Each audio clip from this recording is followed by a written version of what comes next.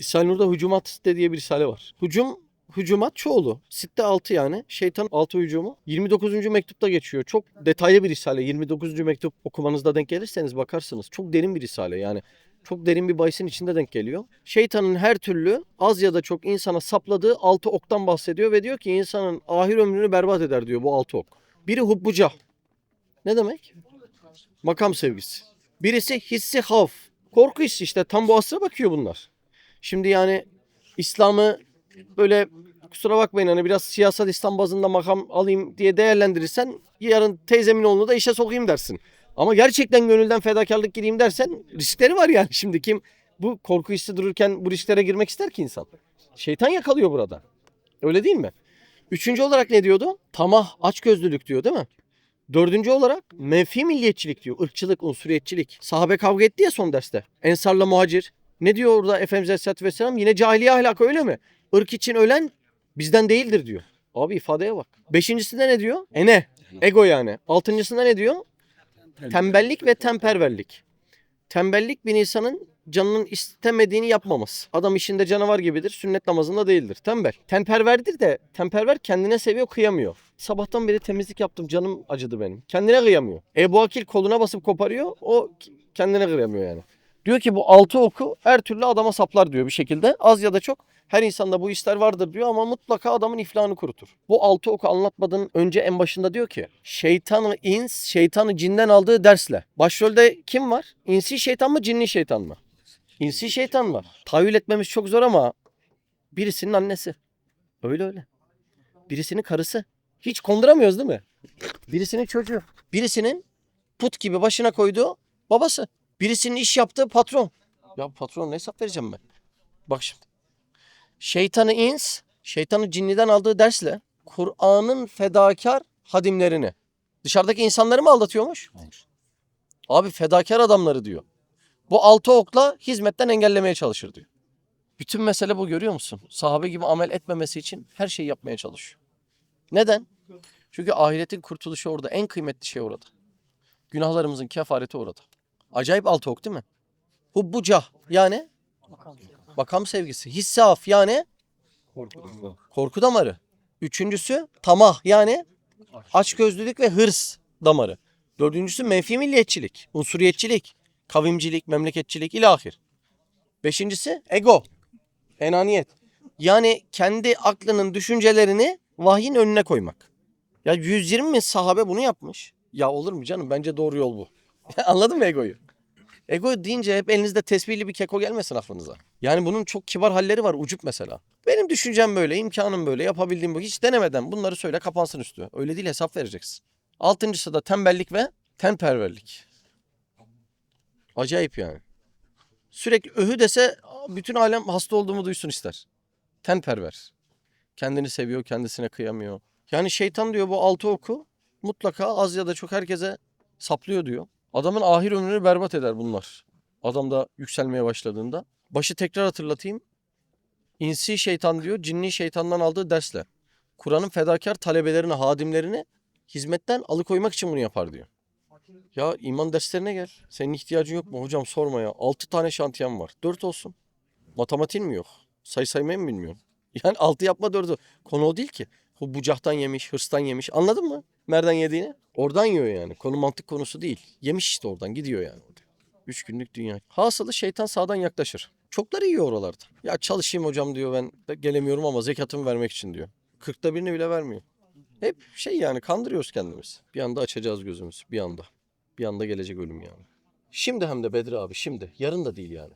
Şimdi. O kararlar şimdi verilmesi lazım. Yani bir şey ertelemek bende yok demektir. Sende yoksa onun cennette karşılığı nasıl olacak onun? Değil mi? Çok hızlı adım atmak gerekiyor. Bunun altyapısı dün derste de konuştuk. Bilmekten geçiyor. O yüzden okumaktır, sorumluluk almaktır. Bu uhuvvet meselesi. O kadar önemli meseleler ki bunlar yani. Ha uhuvvet siyasi okumuşsun, ha şurada çay çorba içmişsin. Aynı mesele. Yani siz bugün ilmi uygulamak için yapmıyor musunuz? Ben gelip senin yanında 2 yıl takım elbise kalıpçılığı öğrensem. Sonra takım elbise dikmesem şaşırmaz mısın? Tabii ki. Kardeş sen niye öğrendin demez misin? Demek öğrenmek uygulamak için. Uhuvvet siyasını okudun, nerede uygulayacaksın? İşte böyle 150-200 kişi organizasyon yapacaksın ki orada bakacaksın damarlarına. O yüzden şurada çekirdek çitlemekle uhuvvet siyasi okumak aynı mana. Biri birisi olmadan olmaz yani. Arabada yol yapmak, bir derdi bölüşmek çok önemli meseleler bunlar yani. Yoksa ucuza gideceğiz yani. Şimdi dünyada müdürsün yani. Kaç tane adamın kahrını çektiğini hesapla. Zor yani banka müdürlüğü, ben biliyorum. Her gün biri geliyor, bir iş istiyor yani. Bir şeyleri yapmaya çalışıyor. Şimdi sen orada 50 adamı organize edeceksin, hizmet de etmeyeceksin. Kurtaramazsın. Kimleri ne idare ediyorsundur, ben eminim yani.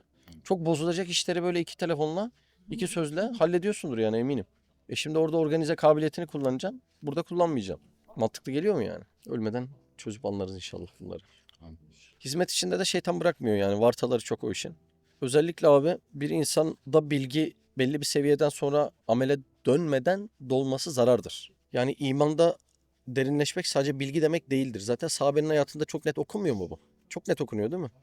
Veda hutbesinde 120 binden 110 bin tanesi hicret ediyor. 20 bin kilometre Çin Guangzhou'ya giden var. %93 hicret. Diğerleri de emrinden kaldığı için %100 aslında oran.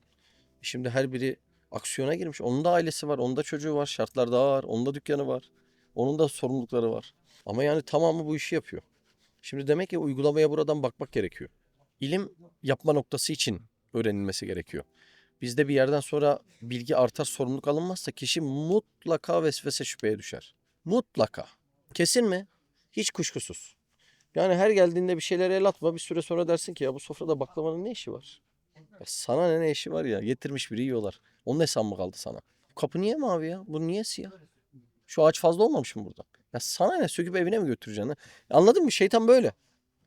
Ya bu da bir garip bakıyor yani. Bir kötü niyetin var mı? Böyle yani. Böyle. Sağ sola kurcalardırırsın. Aksiyona dökülmedikten sonra bilgiler mutlaka insanı şüpheye götürür. O yüzden bunların oranını, kıvamlarını çok iyi tutturmak lazım. İman kıvam demek zaten. İmanın menemenden hiç farkı yok. Her şeyden belli miktar. Bu sefer adam der ki gece gündüz namaz kılıyorum ama kalbimdeki o mana olmadı. Olmaz. Namaz onun bir parametresi. Daha ne parametreleri var. O yüzden işte tabirde ahsen-i takvim diye geçiyor. Ahsen en güzel. Takvim ne demek? Kıvam demek yani. İman da öyle bir şey. Bir kıvamın adı yani. Bilgi olacak, aksiyon olacak, amel olacak. Mesela etrafınızda hırs sahibi olanlara dikkat edin. Belki adam eski hafızdır. Belki. Belki geçmişte neler neler yapmıştır. Ama hırs damarı poşet deliyor. Hiçbir şey bırakmıyor. Hırsın özelliği bu. Poşet deliyor, biliyor musun hırs damarı? Adamın biriktirdiği yıllarca ne varsa poşete delip hepsini döküyor. Yani çok güzel bir arkadaşınız vardır. Muktesebatı da kuvvetlidir, aksiyonu da vardır. Ama o adamda hırs damarı olsun. Az önce hucumat sitede konuştuğumuz tamah meselesi. Bir bakarsınız hiçbir şey biriktirememiş adam manen yani. Poşet deliyor. Şimdi demek kıvam için bunun da bir yeri var. İman öyle bir kıvam meselesi yani. Onu tutturmakta tecrübeye bakıyor. Tecrübe de sadece kitapla olmuyor. Yüzme biliyor musun? İyi misin yüzme? İyiyim. Sen biliyor musun Ahmet abi yüzme? Az mı? Var mı yüzme bilmeyen? Sende yok mu Ensar? Çok iyi bir yüzme kitabı versem, seninle kitabı okyanusa atsam. Şöyle okuyor okuyor yüzmeyi. Yüzmede olmuyor, imandan iyi olsun. Biz de her Ramazan evimizde dolu dolu Kur'an okuruz. Ya oku, onu zaten okuyacaksın. Ama burada emri ilahi var. Kur'an'ı namazlar harici okuma kısmı sünnet. Ama anlama, yaşama kısmı efraz. Farz da değil, efraz. Orayı ne yapacaksın? Yani bunlar uygulama tecrübesiz olmuyor da iman kısmı olacak mı? Bir adam yatağında kusursuz öleceğine ayakta her gün hata işlesin. Ben eminim Allah Azze ve Celle'nin inayeti o adamın yanındadır. Hep deneyecek yani mutlaka. Şimdi bunları konuşuyoruz, havada kalmasın. Bir sormanız lazım. Proje noktalarında, sistem noktalarında, şu sorumlu alayım noktalarında deniyor musunuz diye. Sormanız lazım yani. Şimdi biz sormazsak bu konu şeye gider. Yanında bir komşu var bizim, Ahmet diye, ona gider yani. Kendimize çekmemiz lazım konuyu. Ama nefis istemiyor. Vallahi istemez ama bir adama da nefsin vereceği zararı kimse veremez. Bak burada çok şerli bir adam olsun, malına zarar verir, bilemedin canına zarar verir. Nefis adamı cehennemin dibine gönderecek plan yapıyor. Buradaki bütün insanlar toplansa nefsinin sana vereceği zararı veremiyor. Ne ilginç değil mi? Bak en şerli adam olsun, malını bilemedin canını. Nefis cehennemin dibine götürecek plan yapıyor. Şimdi bu nefisten kötü ne olabilir? Çok şerli çok. İstemiyor değil mi nefis? Sordun mu? İstemiyor değil mi? Ne yapacaksın peki? Ona sor. Ölünce ne yapacaksın de. Değil mi? İstemiyor yani şimdi. 40 defterin muhasebesini tutturur. Ama sorumluluğa gelince değil mi? Şu işin de şurasını tut. Sanki her gün katalogda önümüze hizmet açıyorlar. Buyurun bugün hangi hizmette sevap kazanmak istersiniz diye. Daha ömründe bir kez iki kez anca eline önüne düşüyor. Değil mi? Onu da değerlendirmemeye çalışıyor yani. Sanki her gün böyle fıtrata uygun bir hizmet önümüze düşüyor da yani. Vallahi ölmeden bir rovaşataya kalkmak lazım. Ama kendinize sorun ha Burhan abi, orası ağır. Tamam mı? Artık sormamız lazım. Yoksa yani böyle dönüp ya şu arkadakine bak bu da hizmet etmiyor buna mı diyor falan diye. Oraya girmeye gerek yok yani. Allah için ben kabiliyetlerimle nasıl sorumluluk yapıyorum diye bizzat bunu sor. Cevap almamız lazım. Ahiretin ticareti ikidir. Birincisi dünya ticaretinin aynısı. 3 yapmak 2 yapmaktan fazladır. Aynısı. Bu arada o işi yapana kadar da yıllarca emek veriyorsun, bir tecrüben oluşuyor yani. İkinci ticaret defterinde de tek kelime yazıyor. İhlas yazıyor. Birinci de al gülüm ver gülüm. İkinci de o biriktirdiklerini kullanabilmen için ihlas lazım. Şimdi dünyada karaktersiz bir adam da yaptığı işin dünya karşılığını alır mı? Alır. Ama ahirette alamazsın ihlas olmadan. Ama birinci kısmı biz biraz yoğunlaşsak orada iyi olacak yani. Çünkü orada da biraz pasif kalıyoruz. Dini sadece kitap okumaya indirgediğimiz için, değil mi? O zaman 120 sahabe niye böyle? Aslında hayatları çok basit değil mi örnekliğe? Her siyer dersinde, her sahabe dersinde çok aşikar değil mi? Çok basit hayatları ama işte nefis göstermiyor yani gafletle. Şimdi geleceksin, hizmeti sorumlu alacaksın, onların hesabını vereceksin. O iş ne oldu diyecekler, koşturacaksın. Halbuki dünyada gık etmiyoruz. Etmiyoruz. Abi etmiyoruz çünkü mecbur olduğumuzu biliyoruz. Su faturanı ödemen lazım, kendine gömlek alman lazım, çocuğuna ayakkabı alman lazım. Bu abi insanı motive ediyor menfi cihette de olsa. Şimdi cenneti bilmiyoruz, cehennemi bilmiyoruz. Berzah alemini, kabri bilmiyoruz. Münker nekir ne surette bizim karşımıza gelecek bilmiyoruz. Allah huzurundan alınca neler soracak bize. Biz bunları bilmiyoruz. Bilmediğimizden dolayı da haşa minel huzur. Bir o cahilin cesareti derler ya, bizde o var yani. Bizim o menfi motivasyona da bence ihtiyacımız var. Neyle yüzleşeceğim, neyle karşılaşacağım. Değil mi? Seninki ne diyor mimar? Ağır geliyor, zor geliyor. Diğer işler kolay, bu işler zor olduğu için hep oradan vuruyor yani. Zaman yok diyor. İşlerin fazla diyor. İşlerin Evet. Sen ne cevap verdin ona? Yani biz de işte kendimizi kandırıyoruz. Zamanımız yok, vaktimiz yok diye hep kendimizi kandırıyoruz. Yani. Vakti verene vaktimiz yok diyoruz yani. Ama demememiz lazım. Eyvallah. Onur seninki ne diyor? Daha erken diyor. Yaşın kaç? 40'ta pek mi? Erken mi? Kime göre şarkıyı kendimi şarkı. Hacım amacın ne tam? İşte vahiy semavi ile egonun farkı burada. Ego 40'a erken der, vahiy semavi 15'ten sonra her şeyi mesut tutarım der. Farkı anladın mı? Dedim ya egoyu elinde tesbihli bir adam gibi düşünme. Bence bu deme. Ego o yani. Kendi fikirlerini vahiy semavinin önüne geçirme. Vahiy semavi yani bu işi 15'ten başlatıyor. Hem de günah çetelesini 15'ten başlatıyor. Ve onun öncesi de çok enteresan hadiseler var. Mesela Sinni Bulu'dan önce bir çocuk ölse melek olarak cennette ailesine kavuşturulur. Melek kisvesinde.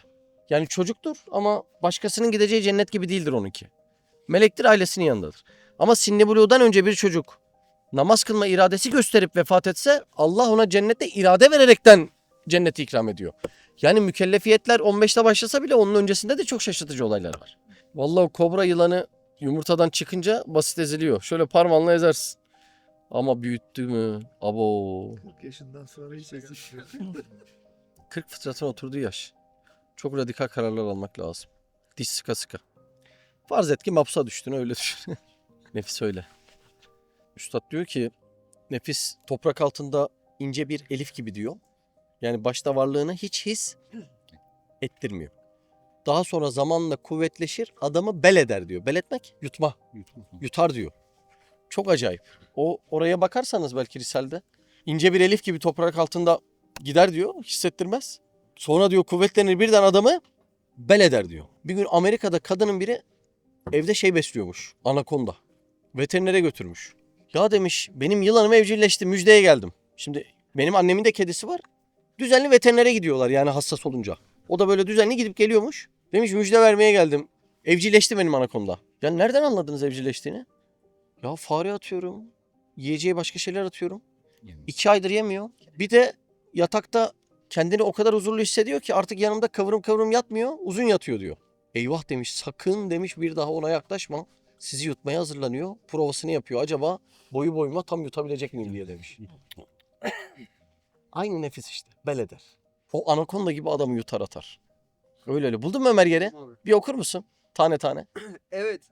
Ene ince bir elif, bir tel, farazi bir hat iken Bak ince bir elif, bir tel. Hiç hissettirmiyor değil mi kendine? Farazi bir hat iken. Yani bizim meridyenler, paraleller var ya. Onlar gibi farazi bir hat. Hiç belli ediyor mu kendini? Hiç. Var mı öyle bir şeyim? 40 yaşıma geldim. Benim nefsimden hiç şikayetim yok. Öyle mi Onur? Hiç hissettirmiyor kendisini. evet ene ince bir elif, bir tel, farazi bir hat iken mahiyeti bilinmezse Bak şimdi. Mahiyet. Mahiyet ne oluyor? Bu nedir? Neden verildi? Dost mudur? Düşman mıdır? Kullanımı nasıldır? Öyle değil mi? Şimdi cebime koyduğum telefonun mahiyetini bilmeyen birisine vereyim. Değil mi? Bilmem kaç paralık telefonu alır, sallanan masanın altına koyar. Niye? Mahiyetini bilmediği için. Düşün şimdi size misafirliğe geldik. Külçe altın veriyoruz. Aradan bir ay geçmiş, bir daha geldik. Bir baktık külçe altın masanın altında. Hemşerim ne yapıyorsun? Ya hediye getirmiştiniz de masa sallanıyordu. Onu da onun altına koydum. Ne dersin, bu adam altının mahiyetini bilmiyor dersin. Demek ki bunun mahiyetini bilmek zorundayız. Bu da ders alıp tecrübe sahasında oluyor ancak. Baştan alıp bir daha okur musun? Evet. Ene ince bir elif, bir tel, farazi bir hat iken mahiyeti bilinmezse tesettür toprağı altında Bak, tesettür toprağı kendini gizliyor mu? Gizliyor. Ne olursa mahiyeti bilinmezse. Adam canım diyor yani. Canım böyle istiyor. Kime diyor canım diye? Nefsine. Ne olursa mahiyeti bilinmezse. Tesettür toprağı altında neşvü nema bulur. yani gizlice büyümeye başlar. Toprak altında büyüyor. Sen mahiyetini bilmediğin için hissedemiyorsun. Evet. Gittikçe kalınlaşır. Vücudu insanın her tarafına yayılır. Evet. Koca bir ejderha gibi vücudu insanı bel eder. Bel etmek neydi? Yutmak. Koca ejderha gibi. O kadının da anakonda uzanıyormuş ya yanına. Yutmaya hazırlanıyor ya. Tam bakıyor boyu boyuma göre mi, kilosu kiloma göre mi? Tabii canım. Şimdi bunu okumak güzel. Dışarı vurmak da güzel. Senin nefsi seni yutmuş olabilir mi? Ya siz de her sorduğumu bilmiyorum. Hiç mi nefsinizle şey yapmıyorsunuz? Bu beni bir yerden alt eder mi? Yaşamamızın sebebi bu ya. Bugün kılıç kalkanla cihata gitsen biteceği gün belli. Bu nefis öyle bir şey ki uyandığın anda el ense atmaya başlıyor. Rüyana giriyorsun, şeytani rüya gene el ense atıyor. Yani 24 saat bırakmıyor. Şimdi hemşerim, insan hiç düşünmez mi nefsine? Demezler mi? Mahiyetini bilme, ayak oyununu bilme, ne yapar bilme. Sen yutulmuşsun. Sence seninki yutmuş olabilir mi seni? Mücadele ediyorum. Peki detaylı tahlil edebildin mi hiç? Abi şöyle mesela çoğu kez nefis diyor ki senin ne işin var? Sonra diyorum ki bu fırsat senin önüne daha her zaman çıkacak mı?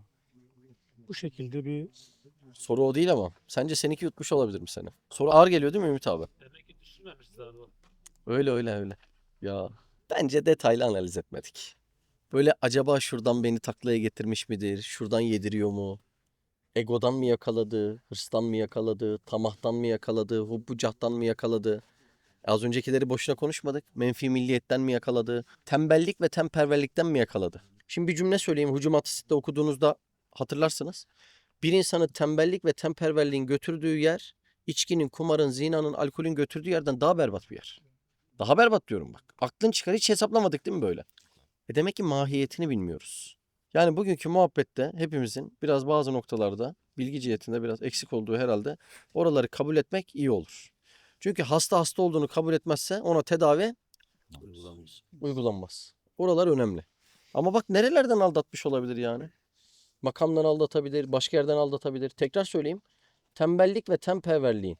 Canımın istediğini yaparım, canımın istemediğini yapmam. Tembellik buydu değil mi?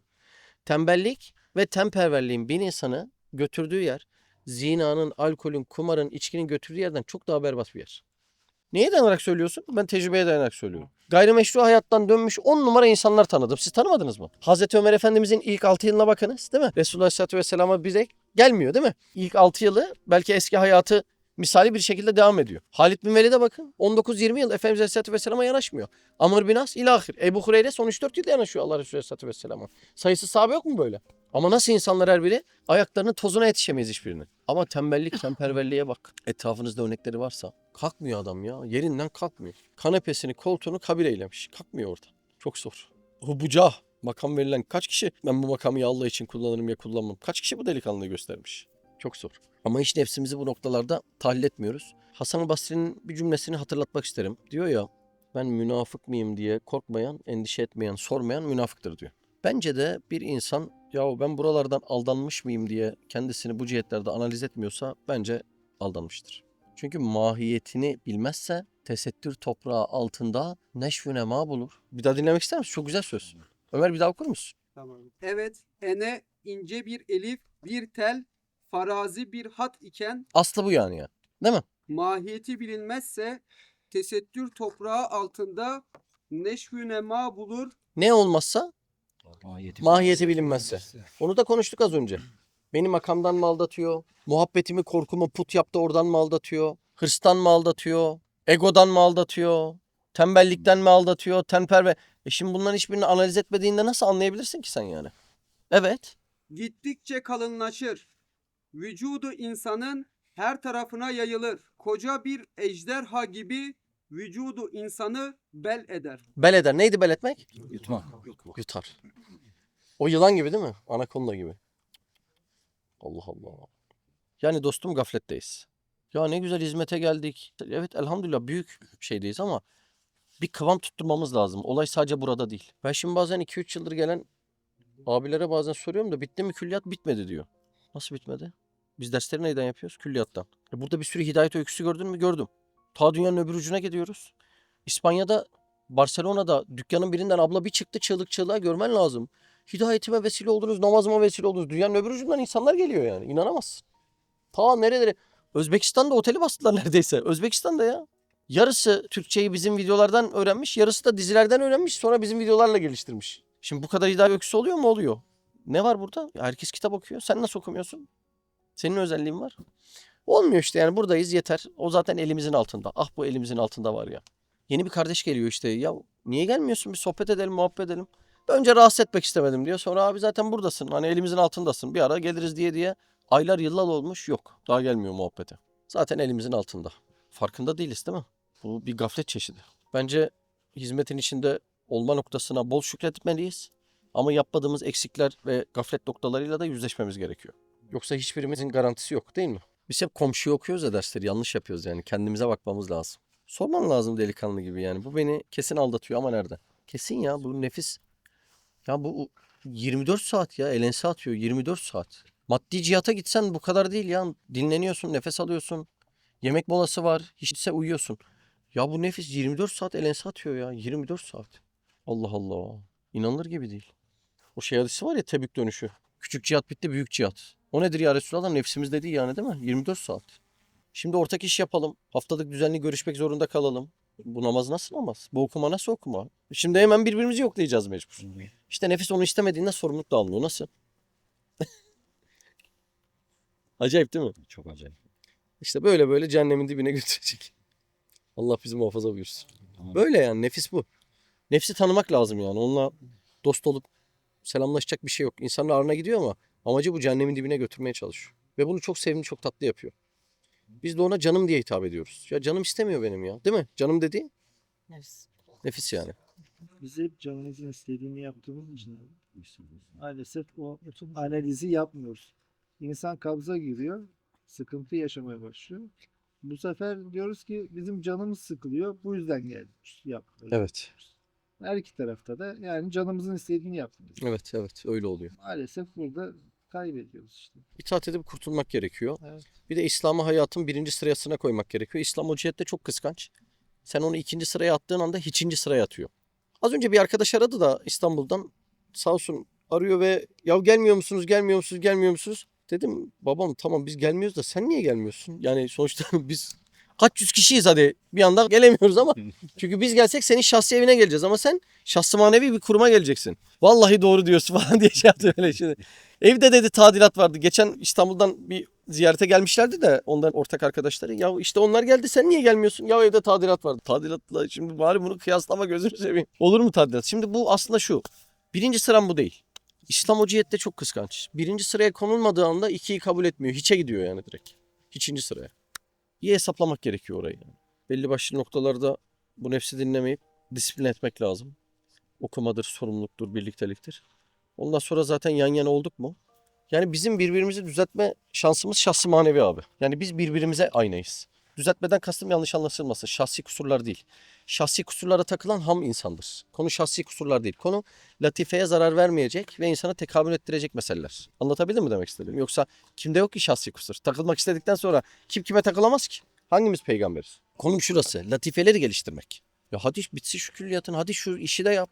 Hadi şunun bir altına yat. Hadi şu 50 tane adamı al bir organize et falan gibi meseleler anladın mı? Ama bunlar uzaktan olmaz. İleride bunu anladığımızda da bu kadar fazla görüşebilme şansımız olmayabilir. Çünkü hem işin maddi hacmi bir miktar artıyor. Hem yaşlık girecek, hastalık girecek, diğer parametreler devreye girecek. O yüzden şimdi musluk açıkken birbirimizden istifade edip doldursak sanki hayırlı olur gibi geliyor.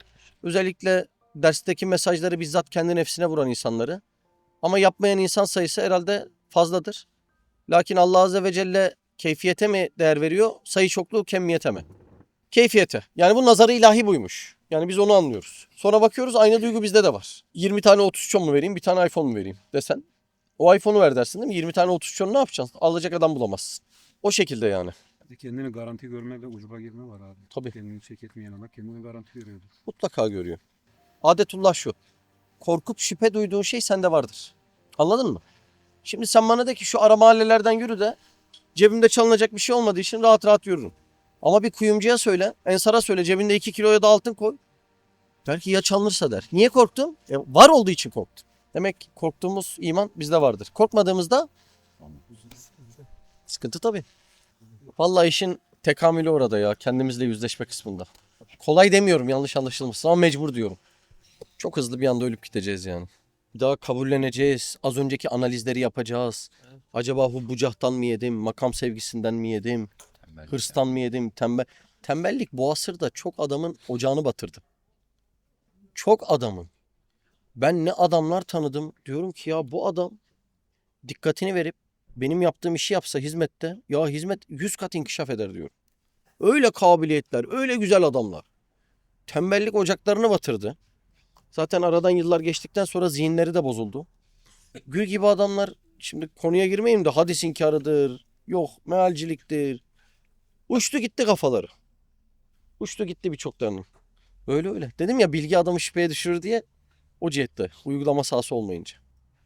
Öyle uçtu gitti kafaları Allah muhafaza. O analizleri yapılacak detaylı derslere girmek lazım. Onları anlayıp nefse almak lazım. Daha neler lazım.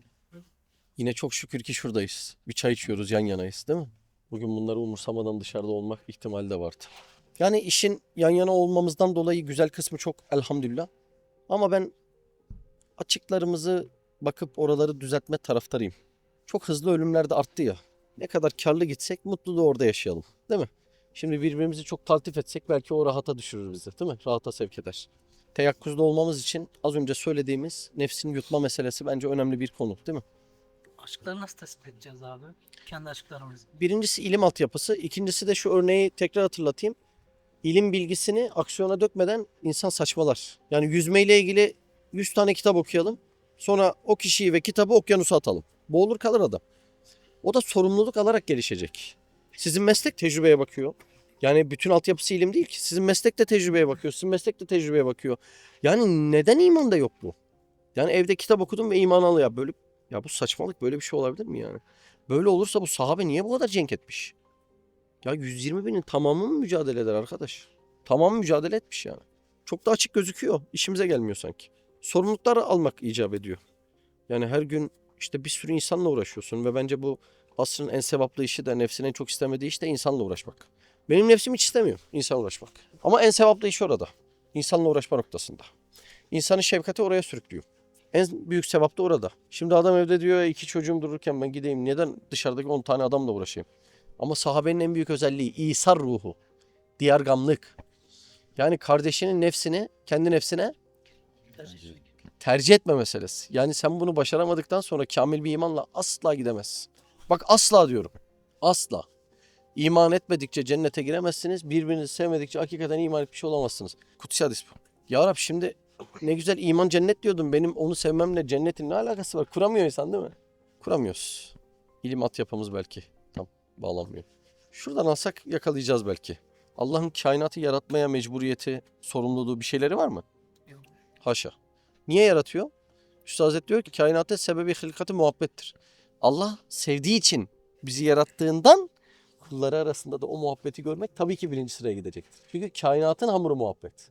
Değil mi? Bir mecburiyetten mi yaratmış? Yok. Sevdiğinden. Sevdiğinden yaratıyorsa baskın, tahrik eden şuunat-ı ilahi o demek. Değil mi? İlahi hal. Oysa eğer bizden de bekle diyor. Sorabildin mi? Hırs damarı mı? Hubbucah mı? Tembellik, temperverlik mi? Hepsinde karışık abi. Aşçı tabağı. Ramazan seninki ne diyor? Abi özellikle güldürmüş beni ya. Çünkü daha önceden bunları düşünmedim ben. O yüzden kendi nefsinde o hatalarını hiçbir zaman getirmediği için buradaki kardeşleri de gelip ortamda bulunup kendi nefsinin hatalarını oradan görmek. Eyvallah eyvallah.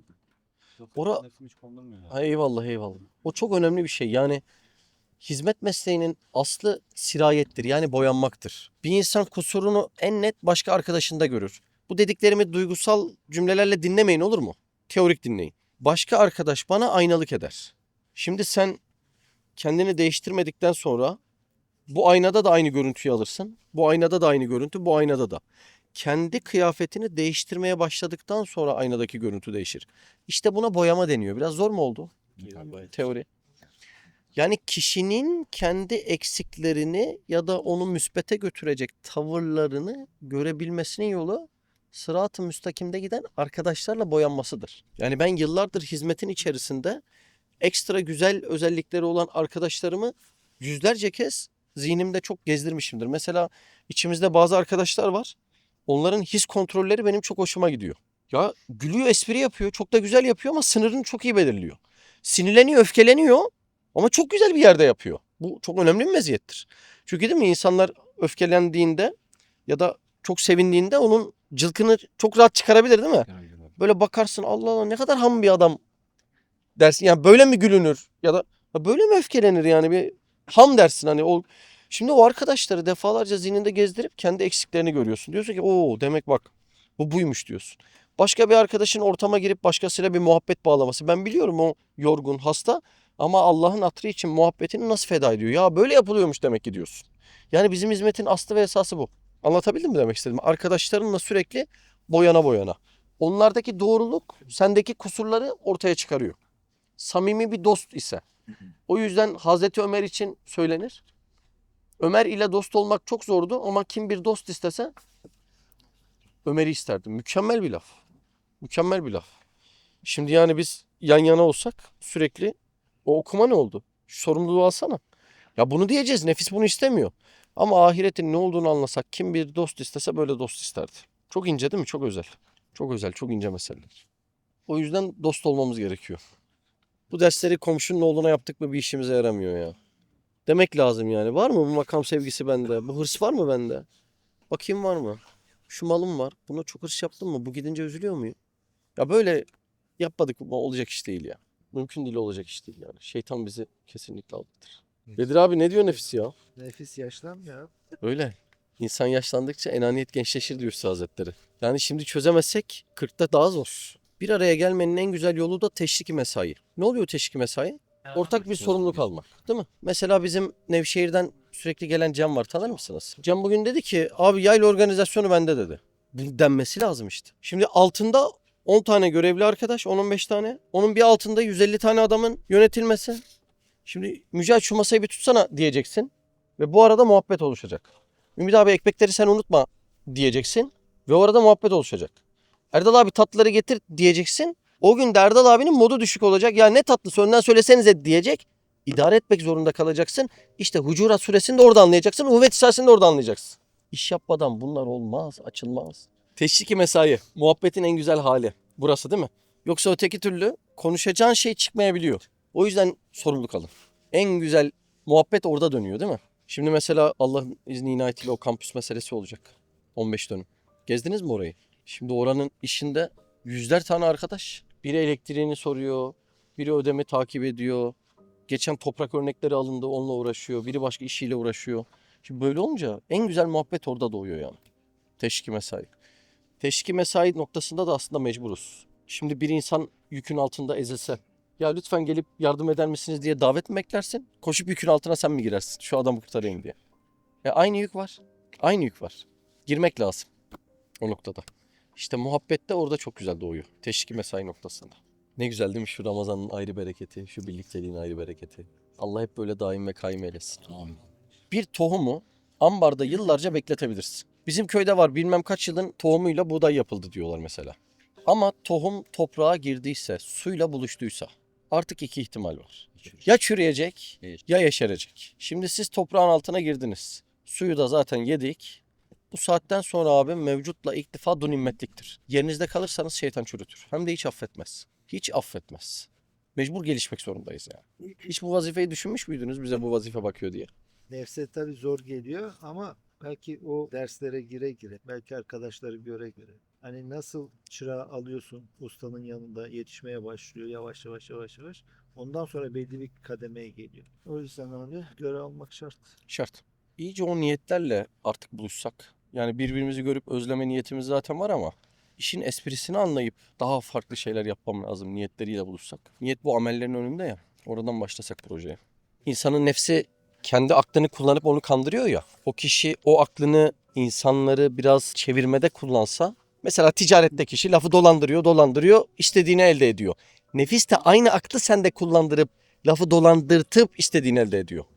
Yani sen neysen nefsi kullandığı argüman o. Aynı. Adam dümdüz olsun, nefis ona detaylı bir şey kullanamaz. Çünkü senin şuur altından sana o vesvesesini ve destesini gönderiyor. Anladın mı? Senin zihnin ne kadar labirentse o kadarını kullanır. Adam dümdüz olsun, yapacağım kardeşim, Allah var kardeşim, ölüm var kardeşim falan. Nefis onda o kadar hükmedebilir. Ama detaylandıran ve konudan konuya geçebilecek kadar yüksek bir zeka olsun, aynı yüksek zekayla seni bu sefer aldatıyor. Peki Mehmet abi, diyelim nefsimiz bizi yuttu. Kurtulmak için ne yapmak lazım? Az önce söylediklerimden farklı hiçbir şey ve hiçbir yolu yok. Bu bir kıvam meselesi. Okuma bunun bir parçası, sorumluluk alma bir parçası, sabretme başka bir parçası. Yakın dostlarının eliyle gereksiz özelliklerinden kurtulmaya çalışma bunların bir parçası ve bunlar çok uzun bir yol. Ya bugün adam berberde çırak olayım dese yıllarını harcıyor. Yani cennet gibi pahalı bir şey öyle bir anda sihirli bir değnek dokunuşuyla mümkün değil, olmaz. Mümkün değil. Bir de o söz var ya, nefsi ağır gelen her zaman iyidir, hayırlıdır diye. Bir şeyde onu düşündüğün zaman insan biraz da olsa döndürebiliyor yani kendini. Öyle öyle. Sen her hafta oradan Mersin'e gel. Nefse çok ağır gelir. Ama en hayırlısı o. Ne dedi nefsin? Yolda konuşalım. Ersin abi dediği gibi yalnız kaldığında abi. Evet. 50 tane alternatif işte sunuyor. Bahane sunuyor. Gelmemek için buraya 50 tane engel çıkartıyor önüne. Yani onları aşabiliyor muyuz, aşamıyor muyuz buraya gelmek için? Bir de burası ha Bedir'de değil, Uhud'da değil, Hendek'te değil. Rahat Evet. yemek, güzel masa, sıcak çay yani buraya bile getirtmiyor. Bu iş adamı Bedir'e Uhud'a götürür mü? Çok derin detaylı ciddi konular yani. Çok içine girmek lazım. Çünkü bu yutma işinde onu diyor mahiyetini bilmezse. Çok sıkıntı. Zaten şöyle hayatımıza bakalım. Onlarca yıl tesbih gibi çekmiş bizi. Çok aşikar değil mi yani? İstediği gibi kullanmış. Sadece hayat içki içmedim, kumar oynamadımdan ibaret değil ki. Kur'an'da nice emri ilahiler var yani.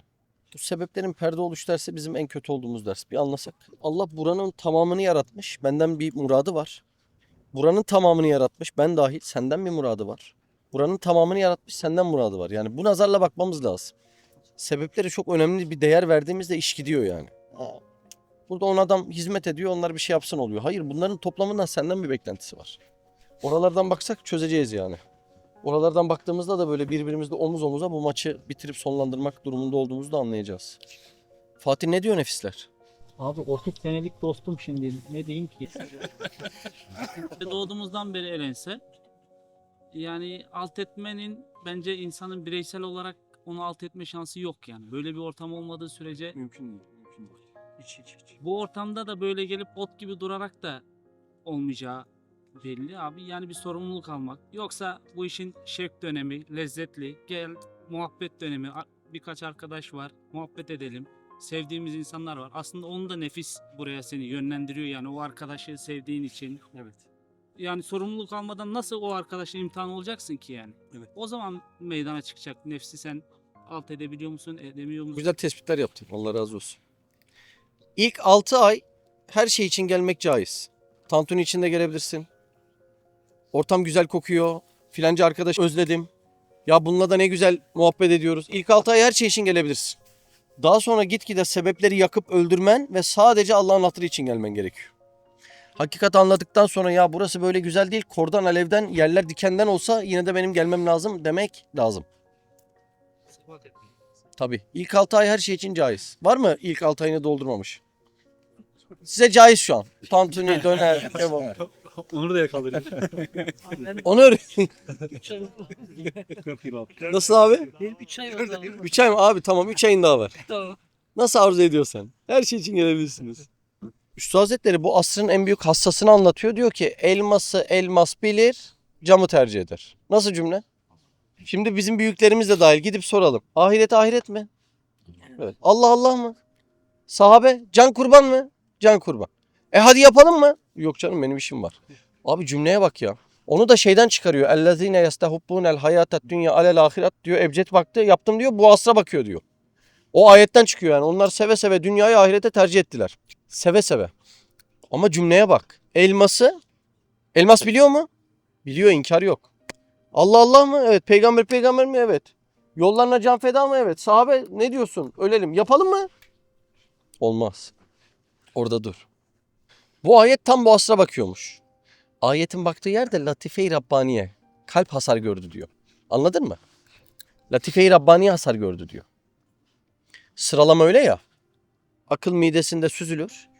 Kalpteki iman potasında erir. Sonra en kuvvetli hale döner. Ruhun bütün hüceyratına oradan akış olur değil mi? İşte orayı bozuyor. Latife-i Rabbaniye'yi bozuyor yani. Ana bağlantı yerini. Öyle olunca da yapmak istemiyoruz. Yapmak istemediğimizde de dünyada mecbur oyalanacak bir şey lazım. Maalesef öyle oluyor. Bunu Üstad Hazretleri Risale-i Nur'da mükemmel anlatıyor. Şeriatı anlatıyor. Bir Müslüman kesben en güzelini yapabilir diyor fiili anlamda. Kalben alakadar olması haram diyor. Haram. Haram. Kalbine girdiği an ya kalbe girmesin bu iyi değil. O değil haram. Çok güzel ayrım değil mi? Sen ne iş yapıyordun? Avukatlıkta çok iyi yapabilirsin. Başarılı bir adam da olabilirsin. Ama işinle kazandığın para ve makamla ilgili en ufak kalbi alakan olursa haram. Fiilen en iyisini yapabilirsin. Zaten Müslümana da o yakışır. Ama kalbine alaka girdiği anda, kalbine girip girmediği nasıl belli olur? Elinden çekilirken bu senin sevincine arttırıyorsa veya hüzününe sebep oluyorsa bu artık kalbe girmiş demektir. Yani muhabbet ve öfke kontrol ayarını bozuyorsa bu kalbe yerleşmiş demektir. Anlatabildim mi? Mesela ne demek? Güya kendince önemli işlerin var ama çok daha önemli bir ahiret işi var. Bence şu iftar bile dünyanın bütün işlerinden çok daha mühim bir iş. Bizim yan yana olmamız, Allah'a böyle dua etmemiz. Konu buraya geldiği anda tabii ki ya o bizim önceliğimiz diyebiliyor musun? Diyemiyorsa kalbe girmiş demektir. Müslüman fiilen en güzelini yapabilir. Ama kalben alakadar olması, kalbine girmesi haram. Haram. Yani iş camiasında seni parmakla gösterseler ya ne dürüst ne güzel bir arkadaşımız bu görevi ne güzel ifade ediyor diyor. Bu ekstra tebliğini kolaylaştırır. Ama o kalbine girdi mi geç tebliği hep kendini kandırıyor millet. Ya bizim bir arkadaş vardı Adana'da çok büyük iş yapıyordu. Hocam dedi Müslümanlar böyle yerlerde de olmalı zaten ben anlatıyorum ileride dünyanın maddi terakkiyatı da biiznillah Müslümanların eline geçecek. Zaten olmalı. Bizim gibiler buralarda olup tebliğler yapmalı falan. Abi yarım saat konuştuk. İş yerinden kaç kişiye tebliğ yapıp hakikat anlattım bana adet adet söyle dedim ya bir kişiye yapmamış. Çok büyük iş yapıyordu çok büyük. Bir kişiye yapmamış. Kendini kandırıyorsun. Buraya düşen çok ha buraya düşen çok. Ondan sonra Allah kul ile alakadarsa belli başlı bela ve musibetler veriyor. Allah değer verdiğine bela verir. O kişiyi oradan uyandırmaya çalışıyor. Eğer o kul ile alakadar değilse istidraç nevinden açar dünyada kapılarını. Dünya dediğin ne? Çöplük etmemiş. Oldu değil mi? O ince çizgi. Ya ayarlar kolay değil ben kolay demiyorum. Ama iman bu zaten yani ömrünü buna adaman gerekiyor bunları ayarlamaya. Fiilen güzel yap kalben alakadar olma. Ya bir cümleyle olmayacağını ben biliyorum zaten bunu. Ama uygulaması çok zor. Zor olması lazım zaten imtihandayız. Sorman lazım yani yarın geldiler seni diplomana çökecekler. Yani bir şey oldu. Elinden işler gitti fakirleşmeye başladı. Yani ama yapılması gerekeni yapıyorsun. Tembellik yapmıyorsun. Konu o değil. Yani nedir? Kalbinin durumu nedir ya? Bence buralara bakmamız gerekiyor. Ben cevapları da kolay değil yani. Ben sana söylerken kendime de soruyorum. Kolay değil bunun cevapları. Kolay değil abi. Ama olmak zorunda. Anlatabildim mi? Kalbin terbiyesi oraya gitmek zorunda. İşte burada da projeye başlamamışlar var. Değil mi? Kalp nedir, bucah nedir, hırstan yer mi insan? Bak abi. Risale-i Nur'un en temel meselelerinden biri uhuvvet risalesidir. Duydunuz değil mi uhuvvet risalesini? En temel meselelerinden biri. Üstad Hazretleri 22. mektup uhuvvet risalesini anlatırken 6 tane zulüm bahsediyor. 6 zulüm. İnsan diyor kardeşliği bozan şu 6 zulme girer diyor. 6 zulmü anlatırken insana bu 6 zulmü yaptıran 3 sıfattan bahsediyor dersin başında. Çok enteresan ya. Yani uhuvvet risalesinde şer namına ne anlatıyorsa Üstad Hazretleri insandaki 3 özellik buna sebep oluyormuş. Birisi tarafkirlik. Bunu insan anlayabilir değil mi? Tarafkirlik zarar verir mi etrafa? Zarar verir yani bu mantıken anlaması kolay. Birinde ikincisinde haseti anlatıyor. Bunu anlamak kolay mı? Haseti de anlamak kolay. Ya ona haset edersen bu kötü bir davranıştır değil mi? İnsan bunu da idrak ediyor. Üçüncü de bu kadar anlattığı şerli olaylara sebep olan üçüncü sebep inat diyor. Hiç inadı buraya koyabildin mi? Koymuyor değil mi insan? Uhuvvet Risalesi gibi bir risale Hizmet rehberinde geçiyor. Risale-i Nur'un diyor esas umdesi kolonu ihlas ve uhuvvet risalesidir diyor. Ya önemi inanılmaz bir şey uhuvvet risalesi. Bu kadar derin ve detaylı bir mesele. Az önce şu dediğimi de ekleyin. Kainatın yaratılma sebebi muhabbet dedim. O yüzden uhuvvet çok önemli dedim. Anlaşabildik değil mi orada? Bu kadar önemli bir meselede diyor ki bütün bu zulümlere sebep olan 3 özellik. Tarafkirliği anlıyoruz. Doğru mu? Tarafkirlik zarar verir. Haseti anlıyoruz. Doğru mu? Haset zarar verir. İnadı anlıyor musun? Anlamıyorsun. Şimdi ben defalarca sana bir doğrudan bahsetsem, sen de her seferinde inat etsen. Ben diyorum ki ya bu tarihin gördüğü en zararlı özellik. Yok kimse kondurmuyor kendisini. Ya bunları bilmeden biz nasıl mahiyetini anlayıp baş edeceğiz? İnat bir adamın iflahını kurutur. Kur'an'ın bazı şahıslar üzerinden anlattığı en kötü sıfatlara bakın. Firavun der, teferrundan bahseder, kibirlenme. Nemrut der, temerrütten bahseder, inatlaşma. Yani bir adamı tekrar söyleyeyim. Az önce tembellikten söyledim, şimdi başka şeyden söyleyeceğim. İnat etmenin götürdüğü yer nemrutluk diyor. Ya şimdi bu zinadan, kumardan daha mı geride bir şey? İnat ya hiç şerli gelmedi değil mi? Şerrin kökü çünkü. Toprağın altında hiç gözükmüyor. Kimse yakıştırmıyor. Uhuvvet risalesi. Daha önce duymuş muydun uhuvvet risalesi? Önemini de biliyorsun. Ya Risale-i Nur'da yeri tarifsiz. Hizmet rehberinde Risale-i Nur'un esas umdesi ihlas ve uhuvvet risalesi diyor. 22. mektup inanılmaz bir mesele. İnanılmaz bir bahis. Ya orada anlattığı bütün zulümlere diyor 3 sıfat sebep oluyor. Tarafkirlik, tamam. Haset, inat. İnadı kim yakıştırıyor buraya? Hı? Faruk gel bak şu hizmette bir şey tut. Tamam diyor gelmiyor. Tamam hep inat ediyor. Ya bu inat seni alıp uçurumdan atar. Kim kabul ediyor bunu? Yine yanlış anlaşılmasın. Haşa minel huzur ortama söylemiyorum. Bunu bilmemek, anlamamak, okuyup yapmak bu cahilliğe giren bir mesele oluyor. Yani mesulüz. Çok dehşet değil mi? İnadı buraya kimse yakıştırmıyor değil mi? Bak nefsin başka oyununa geldik. Az önce Hucumat-ı anlattık. Ayrı bir risk bölümü konuştuk 6 bölüm. Şimdi uhuvvet risalesi gibi inanılmaz bir bahis. İnanılmaz bir bahis uhuvvet. Duymuş muydun onu daha önce? Çok dehşetli bir şey değil mi? Zulümleri anlatıyor 3 sıfat diyor. Tarafkirlik tamam. Haset tamam tabii ki kötü bir şey. İnat diyor. Hadi gel de inadı yakıştır buraya. Neye inat? Şahsı maneviye mi, meşverete mi, sana yol gösteren rehberin söylediklerine mi? Bence bunları bile çok iyi analiz etmek lazım değil mi? Ah ah ah. Şimdi anladık şey herhalde değil mi? 40'ta 1. 40 kişiden biri yalnız imanla kabre. Ya altyapıya dair bilgimiz yok şimdi. Ya vize kuyruğuna giriyorsun. Adam diyor ki sağlık sigortası yaptırdım ben. Ne sağlık sigortası ya? Param var. Otelimi tutmuşum. Vizemi almış mıyım? Vizemi almış. Pasaportum burada mı burada mı? Adam diyor ki yok seni deport ettim diyor. Öyle bizim arkadaşı gönderdi geçen. Ya arkadaş dandik yurt dışına geçiş yaparken küçücük bir evrak eksiğine adam problem çıkarıyor. Şimdi iman evraklarım tam mı diye kontrol etmeden ben kabre gireceğim öyle mi? Hırsı kontrol etmeden, inadı kontrol etmeden, egoyu kontrol etmeden. Mantıklı geliyor mu size? Öyle evrak kontrol etmeden hayatınızdaki işleri yapıyorsanız hepinizden rica ediyorum beni evraksız eleman olarak altınıza alın. Hem evrak kontrol etmezsiniz, hem işe gelip gelmediğimi kontrol etmezsiniz. Hem maaş alırım hem emekli maaş kimse vermiyor. Kimse vermez bunu. Vermez değil mi? Evet. Dünyadaki bir adamın vermediğini Allah'ın vermesini bekliyoruz. Bence biraz Allah'ı tahfif ediyor gibiyiz haşa. Abi günlük yaşantıda ne kadar böyle basitleşmişler. Bu arkadaş gözünden diyorsun ki kökü diyorsun. Kökü toprak altında. Abi burada kökten inadın tamamı mı kötü yoksa bu kötü amellerde inat etmek mi kötü? İnadın tamamı kötü, onun güzel olanına sebat deniyor. Sebat. Menfi inat, müsbet sebat. Ya da adam mesela işkolik bir adam. İşinde çok başarılı olmuş. Diyorsun ki yürü ya kulum dedi Allah. Mesela. Ama asıl orada o adam işini tabiri caizse ilahlaştırmış. Yani hiçbir hizmeti yok, hiçbir gayesi yok. Hani diyorsunuz ya bir sevgili bir kulu değilse bir musibet vermez, alır yürür. Biz de diyoruz ki Allah yolunu açtı, aldı yürüdü. Aslında çok yanlış tabirler. Ama günlük yaşantıda o kadar normalleşmiş. O da Karun'un fıtratı. İnneme utitühü ala ilm. Ben kendi ilmimle üttüm, aldım diyor yani. Ne kadar başarı varsa. İşte abi halk damarı diyoruz ya hani ben kendi nefsime yani bence o. Ben buraya 5 gün gelirsem eşim ne der? Nasıl olur? Aramız bozulur mu? İşimiz bozulur mu? Yani o bu sefer şey olmuş oluyor yani. Evet. İlahımız gibi olmuş oluyor yani. Önüne geçiyor. Hani işini ilahlaştıran diyorsun aslında. Evet. Biz de öyleyiz. Yani. Bundan bir ay öncesine kadar belki böyle bir şeyin olduğunu bilmiyorduk. Müslümanız, namaz kılıyoruz. Hiç bu pencereden bakmamıştık yani. Evet. Bu bizim ilahımız mı? İşimizin önüne geçiyor mu? Fatih, bu Kur'an'ın kelimelere yüklediği anlamlar çok derin yani. Bir inat kelimesine ömür adamak lazım. Bu bucak kelimesine ömür adamak lazım. Yani Kur'an bütün anlamları kavramlara yüklüyor. Onu da böyle kahvenin yanında kitap okur gibi değil de nefisle cedelleşme cihetinde düşünmek gerekiyor. Yoksa bunları bilmeyince az önce verdiğim evrak örneği gibi ya herhalde bende de böyle bir sorun yoktur deyip geçiyoruz herhalde. Ama Allah razı olsun. Sen gizli gizli okuma mı yapıyorsun? Çok inkişaf etmiş ya her şey. He? Gizli gizli. Dost düşman olmaya başlamışım. 30 yıllık dostum diyor.